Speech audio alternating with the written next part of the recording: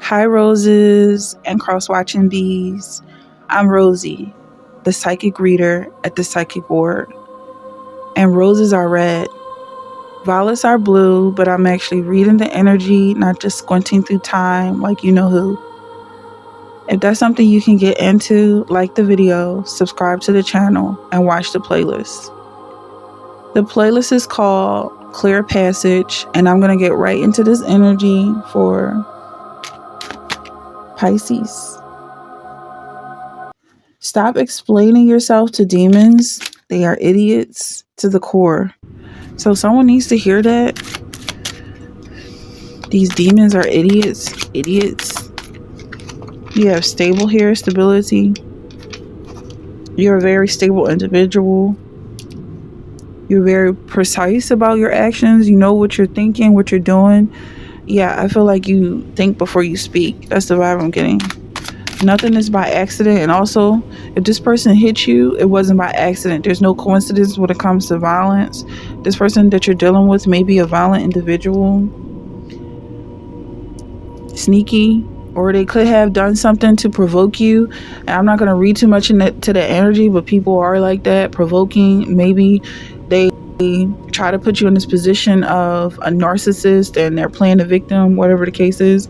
Don't explain yourself to demons, regardless of who hit who or what the case is. It takes two to tango. So if this is not a relationship you want to be a part of, if it's toxic, then walk away.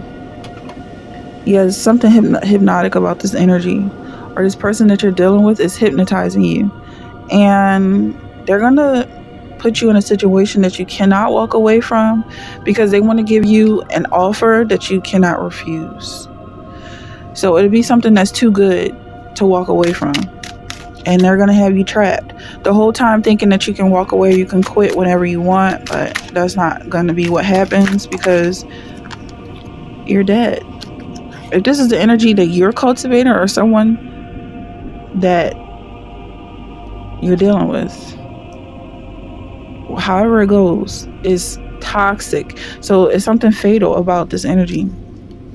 It could be someone who's stable. You're praying for someone who's stable, but their stability is scary. It's just something that you can't walk away from. Like, they're going to give you everything you want.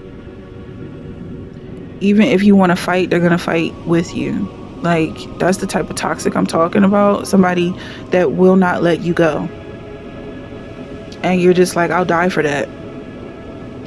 Hopefully not. This is Queen of Cups. I feel like whoever this is has a very sweet spirit, and they're worth so much more than this toxic energy that you're possibly manifesting. But it also is very easy to understand that being sweet has its ups and its downs.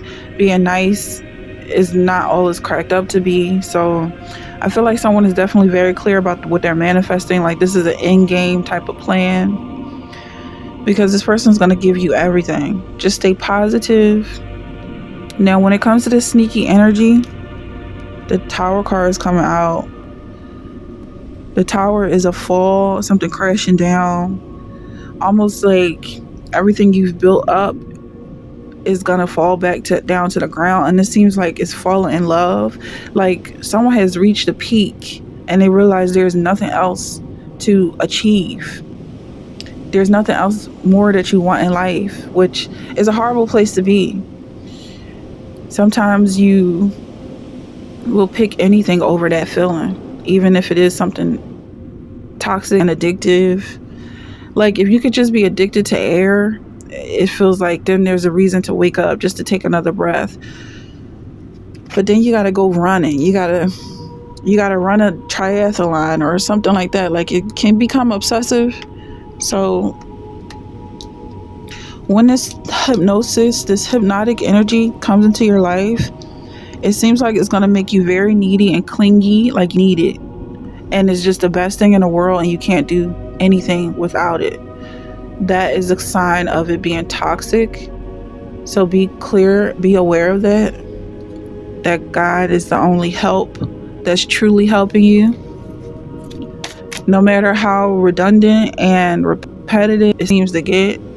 Because I feel like whoever this is like you reached the peak of Christ's consciousness and you've done it, the cycle, die and rise and die and rise. And it's just like someone just wants to end it for real. But this ending is still in a metaphorical sense because it's like marriage and kids almost. That's what it's leading to, and just giving your whole life to this man.